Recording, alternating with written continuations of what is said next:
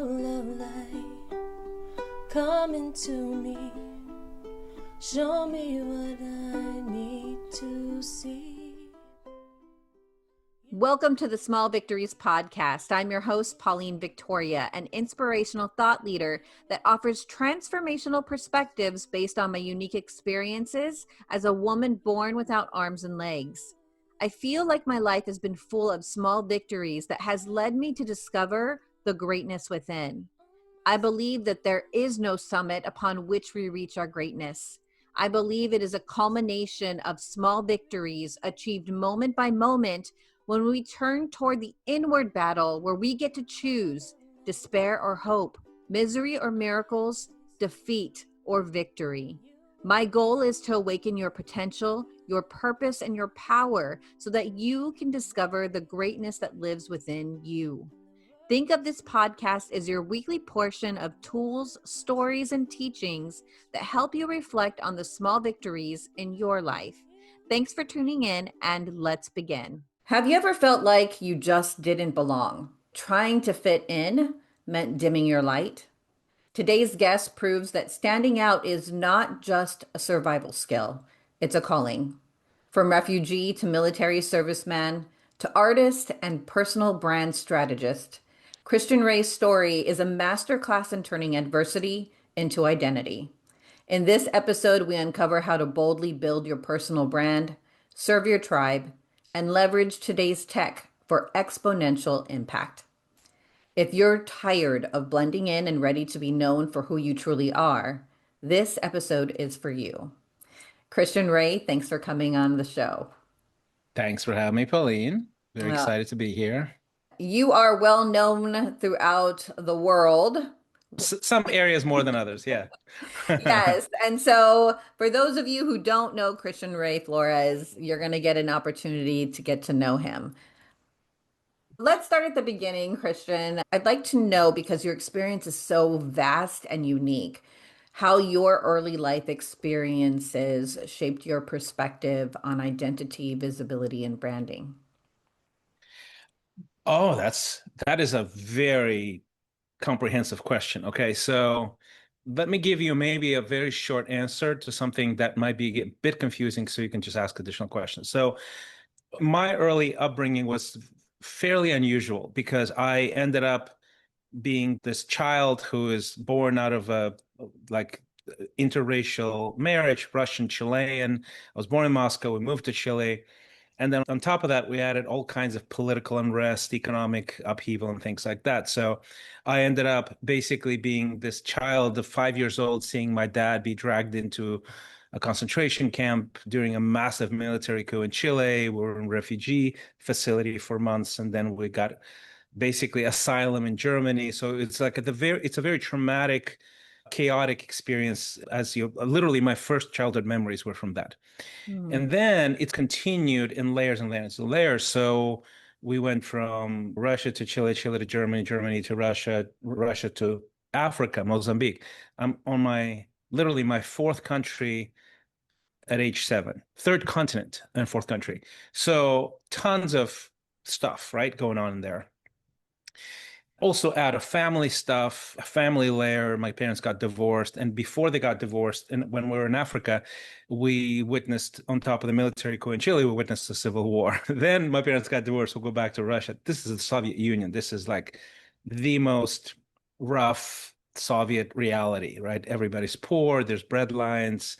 It's very oppressive, no upward mobility whatsoever. And then I get a degree in economics, and I'm also very musical. So I'm going, okay, do I do music? Do I do this? And then as I graduate with a degree in economics, the whole empire, the Soviet empire comes collapsing down literally that year. So there's this complete blank canvas of life, and with all of the things that I have, right? And I basically ended up saying, you know what, I'm going to just, instead of trying to blend in, because it's impossible to blend in. That's my bridge to the personal brand piece. This is a discovery I stumbled upon. It was gifted to me, I guess, by life, that it's very human to want to blend in. And of course, as a refugee, as an immigrant, I desperately wanted to blend in. As a young person, I wanted to blend in. As a child, I wanted to blend in, and I couldn't blend in because it didn't fit anywhere because I have this sort of strange mutt, right? And at some point, I slowly started going, if I can't blend in, I'll probably just stand out then and just own it.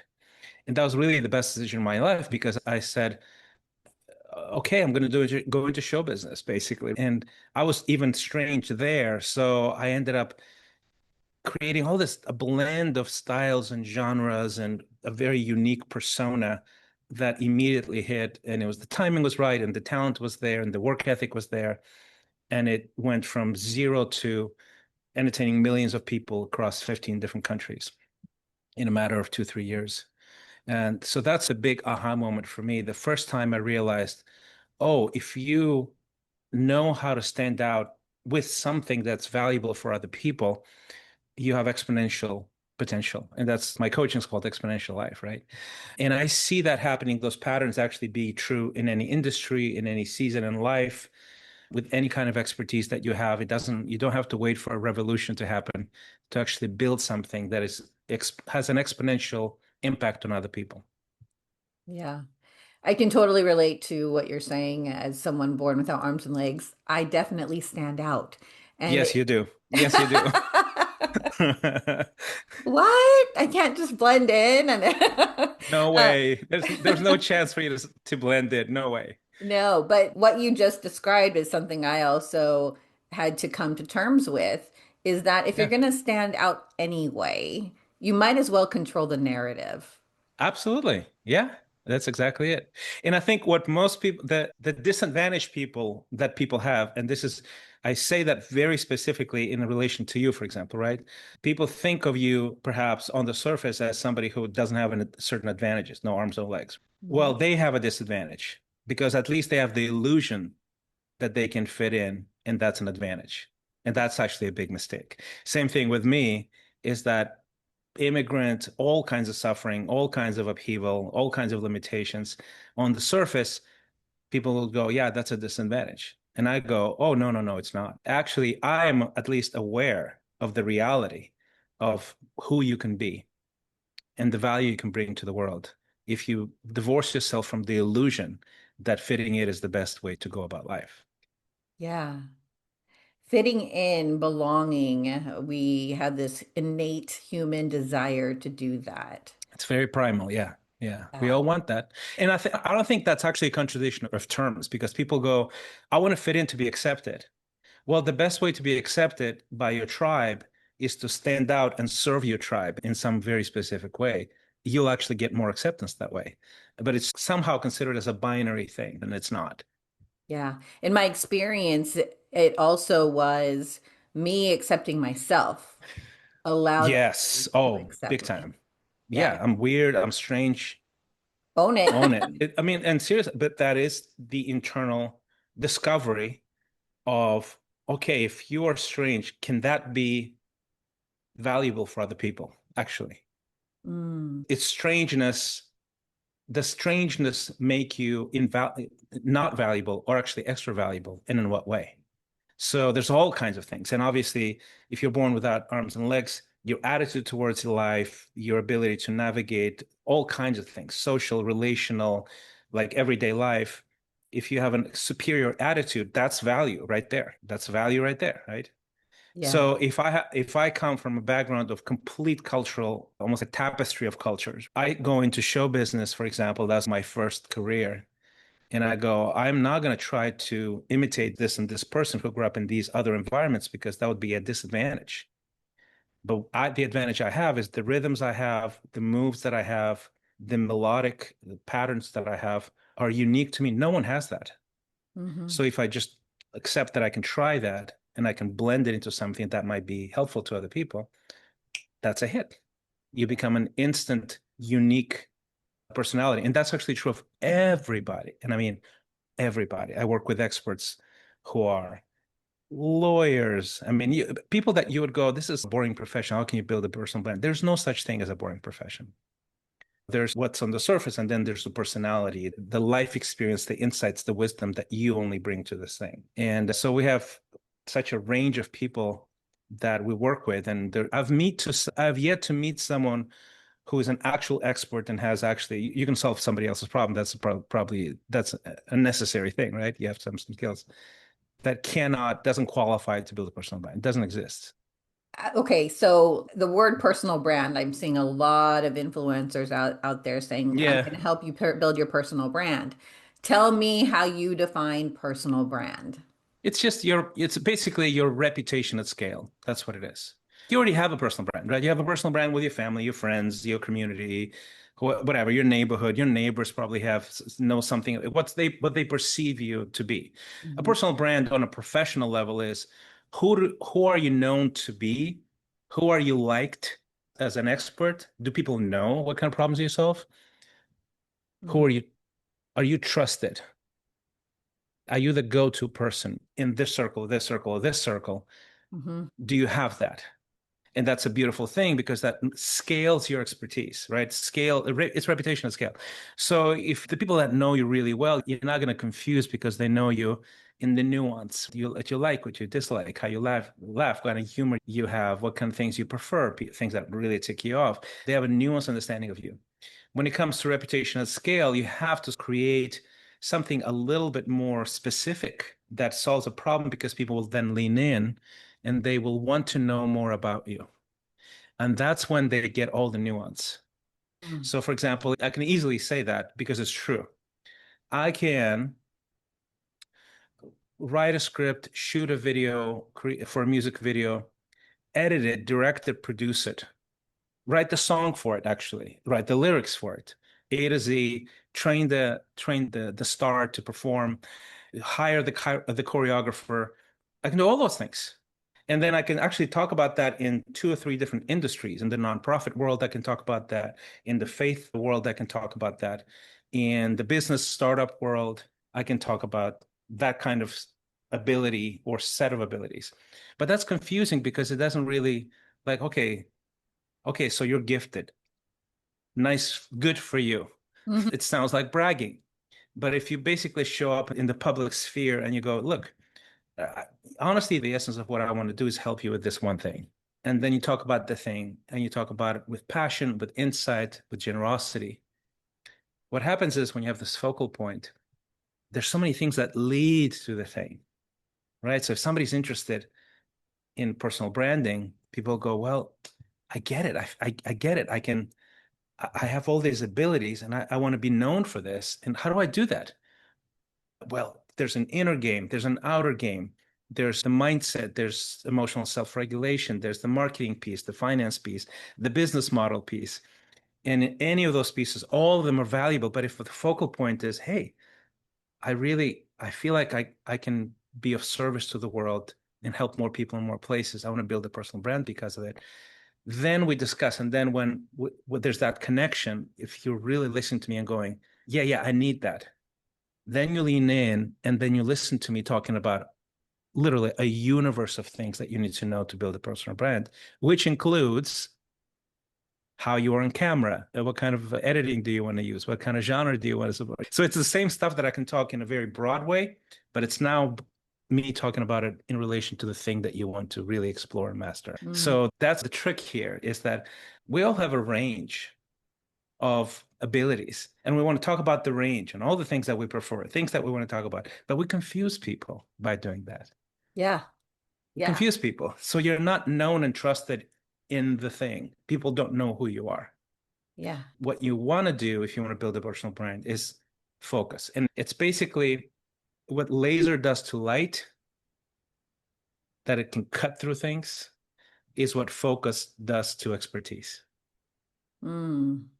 I can relate to exactly what you're saying, and I'm sure there's a lot of other entrepreneurs, aspiring influencers, anyone that wants to be out there to serve people, either as a speaker, coach, author, you name it, where we feel like we're a jack of all trades. There's a lot that I can talk about.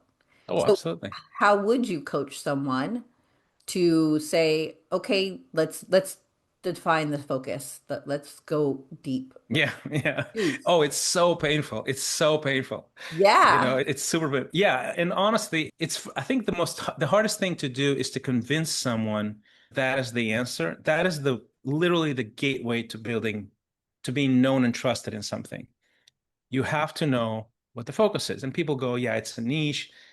Yes, I would say yes. You can use different terms for it. But yeah, what problem do you solve specifically?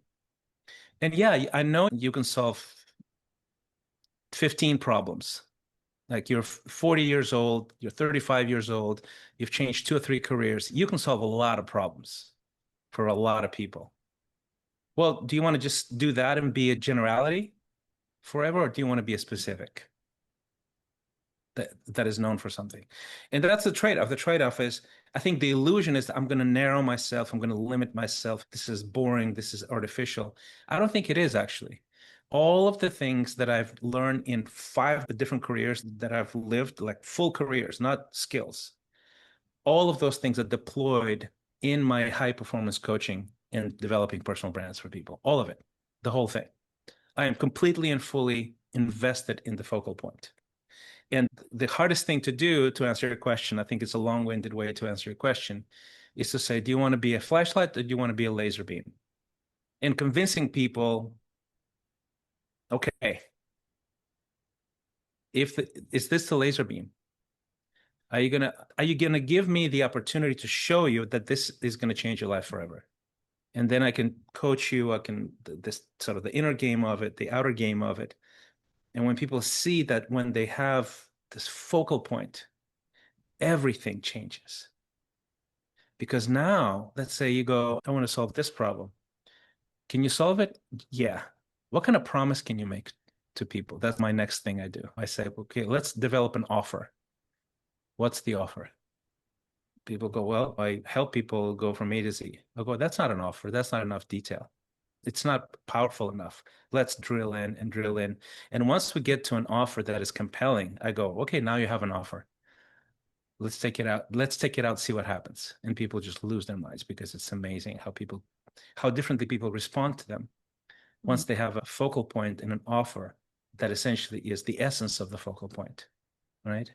And it just changes everything. And now, once you have an offer, once you have a focal point, you can speak about this thing endlessly. You'll never run out of material. You'll never run out of ways to do it in an exciting way. It's just deciding how you want to deliver it, because according to who you are, right? Yes. So I do have a follow-up question with that, because I think that there is, and I can speak from my own experience, there's the thing that you want to do and to be known for, and then there's the thing others want to know you for or want to know of you. So for Right. example, I love helping entrepreneurs, specifically speakers and coaches, become more visible. But whenever I get invited to speak at an event, it's about, we want to know how you overcome. We want to know about resilience. So very different. Or are they? Like, so I'd be interested in your perspective. Well, the way it's actually, you and I are in that way similar, right? Because my story is pretty captivating, right? It's so insane. People want to talk about the story. And the way you bridge is you go, look, I want to tell you the story, but I want to tell you a story not just to entertain you or to inspire you. I want to tell you a story to equip you and see how you can draw from your story and develop your edge and develop your focal point and your offer and your brand, and how you incorporate your skill in your story. Because if you offer something without a story, that's a commodity. Right. Your offer has to have a story. So I'm telling you my story, not so you be horrified or excited or inspired on all of the above, because I'll tell you some dramatic stories, but for you to see just how much of your suffering and your pain and your fears and your dysfunctions, how they can mutate in a positive way. They can be redeemed and enrich the expertise that you have, and how you can offer it from such a standpoint and source of authenticity and power that you become undeniable. You and I have very unique stories that are compelling and captivating. But what if someone were to come to you and feel like, I don't have a story? I've had clients like that. They're like, my story is, I really don't have a story. I've had a great life. I think that's always on the surface. I don't think that person exists. I've never met someone like people say that. People have said that to me, obviously, right? Yeah. But I can always find the story. Yeah. And the thing is, it's not even about if a story is all about drama and suffering, and it's not. Your story can be about being third generation, high quality, high moral standards family who increasingly from generation to generation developed a strength and a power and a backbone and influence. That's a great story. There's Yeah. nothing wrong with that story. I think people just feel insecure. Man, I want something like dangerous like you do. It's just not. Trust me, you don't. Okay. You do not want my drama. And also, even in the stories that are perhaps mostly inspiring, and I have friends who have those stories, and I love being around them. There's always a downside. Mm. There's always suffering that comes from lack of hard life that you can draw from. And you can also say, yeah, you know what? This and this and this. I had a good life, but it also produced this side effect in me. I'm fearful often, for example, or I don't have the resilience of somebody who's had a hard life have. How do I develop that now? Yeah. So there's all kinds of things. And how does that echo in my relationships and business decisions? Maybe you're not bold enough. Maybe you're too careful, right? Maybe you don't deal with conflict well. Maybe you're not in a healthy way confrontational with the people around you to claim your way. And that comes from a sheltered life, for example. That is real suffering. Of course, that's real suffering. Yeah. I have a friend who has an incredible heritage. He went through exponential. But as a result of this incredible advantage, he has the disadvantage of timidity. And that brings suffering to his life. That's a real drama. That's absolutely real drama. So that's the focal point, right? Let's see what we can do about that. And he feels all kinds of ways about that, about his lack of decisiveness, for example. He feels insecure. He feels less than. And all of that came from a pretty sheltered life. So on the surface, I have no story. In reality, oh, he has a story. Yeah. It's interesting as you were talking, it reminded me of an aha moment I had with one of my coaches who was coaching me. I think every coach should have a coach, everybody. So Yeah. it was interesting because they say how you do one thing is how you do everything. The things that we experience and what we believe about ourselves in our personal life definitely bleeds into our professional or business life. For example, one of the questions my coach asked me, he said, do you feel like a burden when you ask people for things? Because I have to ask a lot for a lot in my life. And for the most part, I don't feel like a burden because it's not like I'm just being lazy and asking for things. It's like I Right. truly Yeah. need assistance. But there are times when I feel like, yeah, I do feel like a burden asking for this. Like it's too much to ask. Like opening the door for me or opening up a bottle for me is different from like, hey, Yeah. you support me with XYZ and it's a big ask. So when it comes to the big asks, I do feel like a burden. Yeah. And what that translated to in my business is that when it came time to make the ask for money for the services that I would provide, I felt like, oh, this is going to be a financial burden on you versus a gift that you're Yes. giving yourself. And it was just like this aha moment that something that I felt like was so unrelated in my personal life to my business life was so innately connected. And I feel like that's what you do is that you take what happens in people's personal lives and you find the connection to their professional life and how they can actually serve people. Oh, yeah. There's so much there. You're absolutely right. Yeah. If you were to work with somebody or not work with somebody and you have a heart. I know you have a heart. I've done a lot of research on you and we're going to connect all your links, show notes for everybody to learn more about you, not just your expertise in helping them build a personal brand, but your philanthropy and your heart to serve. What would you say someone could do right now to start building their personal brand? I would say there's two steps before I feel like you have enough clarity to actually start building one. The first one is to really figure out what fuels you every day, right? What is it? how much of it, and all of us are fueled by dark fuel and light fuel. Let's put it that way. Okay. Things that are extraordinarily inspirational and joy and belonging and purpose, and also fear and jealousy and limiting beliefs and things like that. We all have this mixed bag. And I think really starting to work on how do you discern even, okay, this is bad fuel, this is good fuel, right? Mm-hmm. And I mean every day, and as much as possible, every moment of every day. That's foundational, because without that, because you basically, we all live on memories and associations. We all live 90% on subjective sort of programming, all of us. So it's basically attitudes, choices, traumas, victories, experiences that are associated with some certain emotions. And then we create this specific software in our brain that tells us this is good, this is bad, this is easy, this is hard, this is dangerous, this is painful. It's not going to work, it's going to work.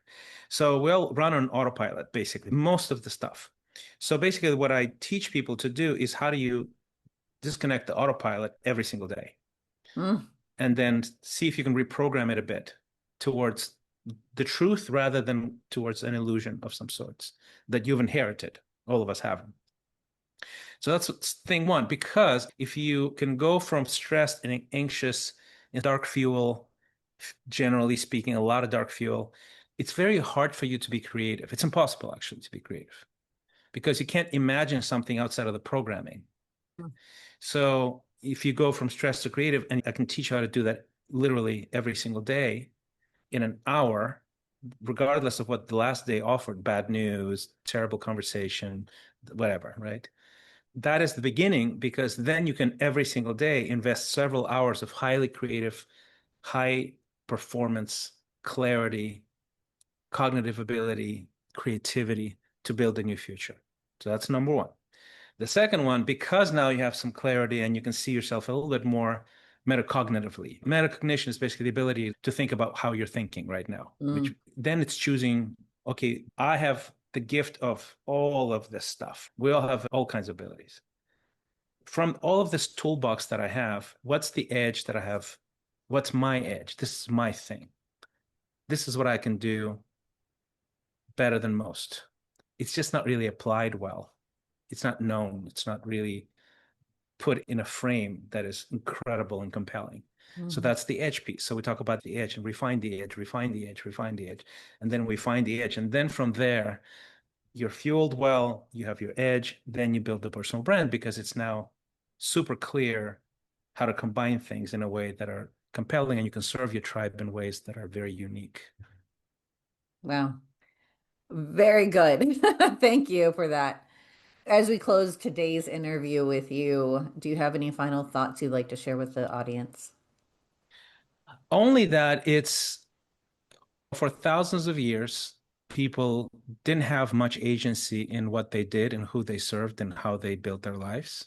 For thousands of years, you lived a peasant, you died a peasant. You lived a warrior or a priest or a nobleman, and you died like one. That's it. And then a couple of 100 years ago, the Industrial Revolution came. There was a little bit more mobility, right? In a generation, you can be a peasant, move to the city, your kid gets an education, he gets a better life. In one generation, things can change. The information age accelerated that even more. You can do it in a lifetime or a few years even. Now, with the AI age plus the information age, you can learn anything and you can reach anyone, anywhere. This is the time for you to shine. This is a time for you to really believe you can serve people. And it's never been easier, cheaper, and actually strategically better. Because if you're not a commodity, you're future-proofing yourself. So explore that. Really do. Yeah. Thank you for that. It's something I encourage all my clients to do in our visibility mastermind, to show up. Les Brown is the one who brought me into the whole speaking industry, and I see him training speakers, and then I go on social media to follow them, and I'm like, but you said you're a speaker and I don't see you speaking. So Oh, it's very confronting, because there is the part of us that says, oh, we have this call in our heart. We want to be able to serve the world. And Yeah. we get all the training and we try to equip ourselves with all of the things that we need, that we think we need. And the reality of it is, I believe that we already have what we need. We might need someone like you who's a coach to get us that over that edge, to make it more Hmm. compelling, to get us that Yeah. focal point so we can be the laser and cut through the noise that's out there. And so, one final question that just came up for me. How do we do that? As a laser, say we have our laser point where we are focusing on what we want, when what we know can Mm. serve people. Yeah. Do you have any thoughts on how do we cut through that noise so people hear our voice and our message? Content creation is I mean, you have to publish, bottom line. Like, if you want to be known for something, you have to say to the people, what do you want to be known for?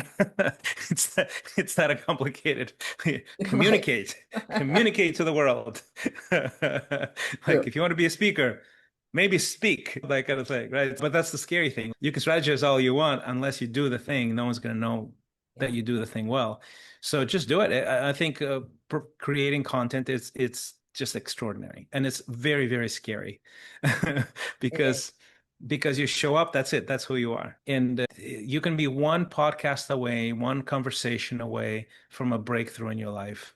You always are actually one conversation away from a breakthrough in your life. And I've had so many points like that in my life, like literally since my 20s, early 20s, in every single turn in a career, in a new horizon, a new thing that I want to do. It's just one conversation, one connection, one person you meet, and it literally redirects the rest of your life. But if you don't show up, you won't have the conversation. You won't meet that person, you know? Absolutely. So show up every day for yourself. Show up at least once a week for the world. Mm, What is it going to be? Is it going to be a newsletter, a podcast, whatever? Show up and you'll find your way. mm. Beautiful way to end this conversation. Who knows what breakthrough that you and I will have, or even you as the listener will have. Thank you so much, Christian Ray, for showing up here and everywhere you are in the world. To the listener, this is for you. You don't have to fit into someone else's mold to make an impact. In fact, your difference is your destiny. And Christian Ray's journey reminds us that the decision to stand out is the first step to building a life that's both authentic and influential. Whether you're just beginning your personal brand journey or evolving into a new expression of yourself, remember, the world needs your distinct voice. So serve boldly, create courageously, and never underestimate the power of your story to live a truly victorious life. Until we meet again, be blessed. Angel of light, come into me. Show me what I need to see. You are my pathway into the night. Lead me from shadows to light. You smile on my small victory, on my small victory. All of my life, I always knew you were the one I relied on. When every dream failed and the worries prevailed, in your hands my spirits rose up. You